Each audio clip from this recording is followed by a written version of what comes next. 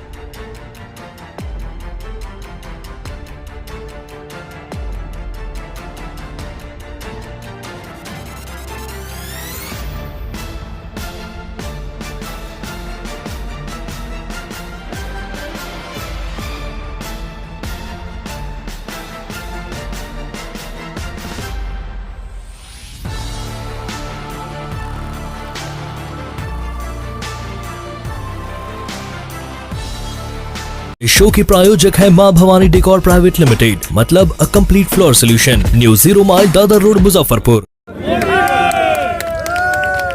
बहुत दिनों से इस देश के गरीब वंचित दलित एक सपना देख रहे थे कि हमारा भी कोई मसीहा आएगा और हमारे घर में भी खुशियां आएंगी।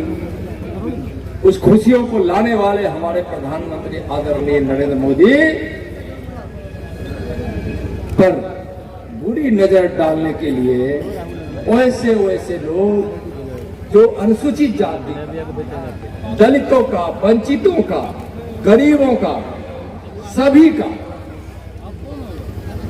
जो कल्याण चाहने वाला है, कुछ ऐसे विरोधी दल के लोग जो उन पर बुरी नजर डाल रहे हैं, तो जनता ही कहती है कि बुरी नजर वाले तेरा मुंह,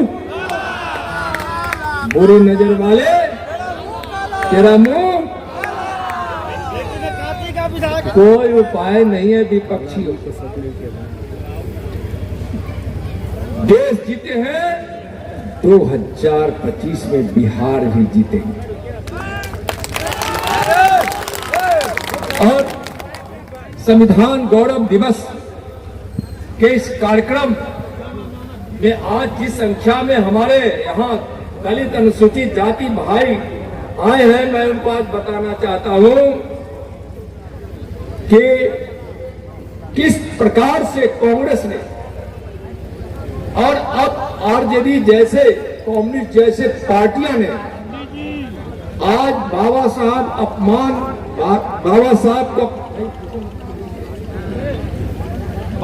साहब अंबेडकर को अपमान करने वाले कांग्रेस पार्टी को साथ देने वाले लालू जी की पार्टियां, कम्युनिस्ट पार्टियां जो भी हो, सावधान हो जाओ। दलितों की वोट से, दलितों की चोट से आपका सत्यानाश होने वाला है। बाबा साहब अंबेडकर के अपमान का बदला इस देश का गरीब, वंचित और दलित लेगा। आज हम कांग्रेस से पूछना चाहते हैं और आप भी इस बात को पूछिए कांग्रेसियों से, आरजेडी वालों से, कम्युनिस्ट वालों से, कि बाबा साहब अंबेडकर को 2 बार चुनाव में हरा कर भारत के पार्लियामेंट में कौन नहीं जाने दिया, कौन नहीं जाने दिया? सीधा सवाल पूछिए।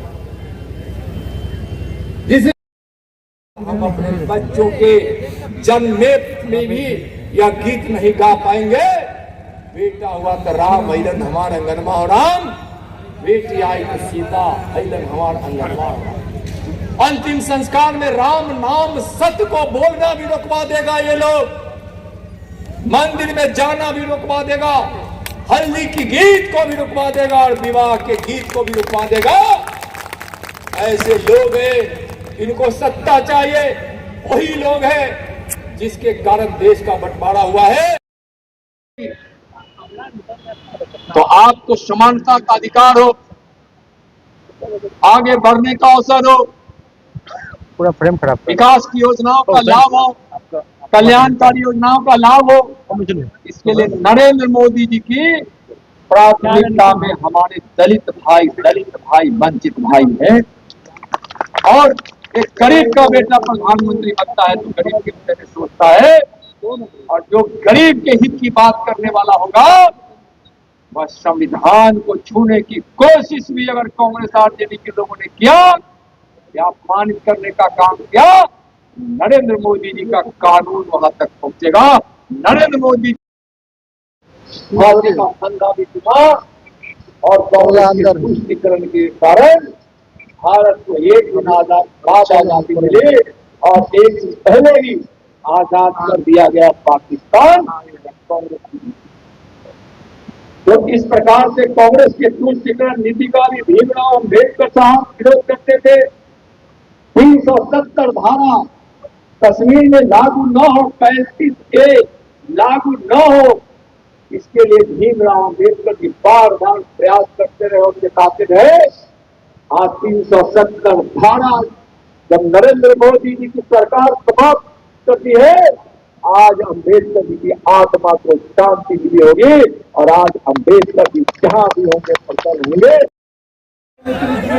वंचित समाज के लिए, दलितों के लिए जो काम हो रहा है वो पहले कभी नहीं हुआ था।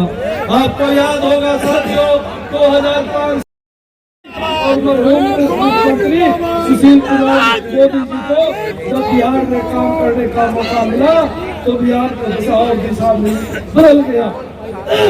सब और आज हम मुख्य रूप से यहाँ पर अपने नित्यानंद लाल जी को सुनेंगे, इसलिए हम अपनी बातों को पुनः विराम देते हुए यही आह्वान करते हैं कि दलितों का साथ नरेंद्र मोदी जी के साथ रहना चाहिए और दलितों का सम्मान नरेंद्र मोदी ही कर सकते हैं, दूसरा कोई नहीं कर सकता। जय हिंद। यात्रा था जिसमें नित्यानंद पहुंचे हैं आज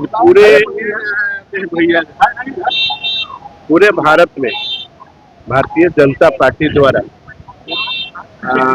23, 24, 25 3 दिन संविधान गौरव यात्रा, संविधान गौरव दिवस के रूप में मनाया जा रहा है। बाबा साहब के सम्मान में और भारतीय संविधान 75 वर्ष पार कर चुका है, अमृत काल में है। तो इस काल में जो लोग गुमराह कर रहे हैं, जिन लोगों ने बार बार संविधान को, जिनके पूर्वजों ने जवाहरलाल नेहरू जी से लेके इंदिरा गांधी जी ने इमरजेंसी में संविधान को की धज्जी उड़ाने का काम किया, संविधान को तार तार करने का काम किया, वो लोग आज संविधान को लेकर गुमराह कर रहे हैं कि भारतीय जनता पार्टी बहुमत में आएगी तो संविधान को खत्म कर देगी। इस तरह का दुष्प्रचार जो किया जा रहा है, इसलिए हम सभी लोग अंतिम वर्ग में जाके अंतिम वर्ग के लोगों के बीच हम लोगों ने अभियान चलाया है और निश्चित रूप से अंतिम वर्ग को अगर किसी ने कुछ दिया है आज़ादी के बाद तो भारतीय जनता पार्टी ने दिया है। इसलिए सभी लोग समझते हैं कि ये झूठ मूठ का प्रोपेगेंडा है, लेकिन फिर भी कहीं ना कहीं कुछ लोग भ्रमित हो रहे हैं। तो उस भ्रम को दूर करने के लिए हमारे नेता संविधान के प्रति अन्य दलों की क्या आस्था है, जो राजद कल्चर है यहाँ, राजद ने जिस तरह से 1990 के दशक में जिस तरह से बिहार में संविधान को तार तार किया, पत्रकार सुरक्षित नहीं थे, IAS अफसर सुरक्षित नहीं थी, उसकी पत्नी सुरक्षित नहीं थी, पटना में दिन दहाड़े अपहरण होता था, कोई आदमी 5 बजे के बाद रुकना नहीं चाहता था कहीं। ये जंगल राज जिन्होंने देखा है, आज के नौजवानों को जो जिनका जन्म 2005 के बाद या 2000 के बाद हुआ होगा, उनको शायद नहीं मालूम होगा, वो इस समय को नहीं देखे होंगे। इसलिए बताने की जरूरत है नौजवानों को कि किसने बाबा साहब के संविधान को तार तार किया, किसने बाबा साहब को हराने का काम किया 2 चुनाव में, किसने बाबा साहब की मृत्यु जिस दिन हुई, नेहरू जी ने कैबिनेट की मीटिंग बुला ली कि कोई मंत्री बाबा साहब के अंत्येष्टि में नहीं जाए। तो इतना नफरत था बाबा साहब को, तो जिसके खानदान को बाबा साहब से नफरत था उसी का वारिस संविधान लेके घूम रहा है।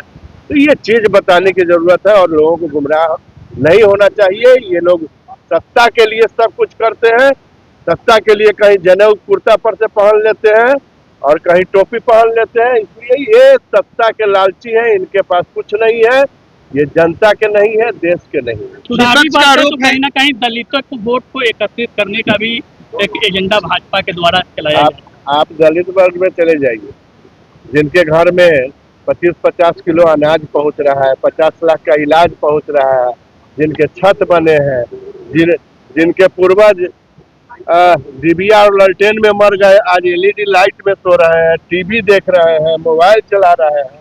आप उनसे जाके पूछिए कि उनका वोट किसके लिए, उनका समर्पण किसके लिए।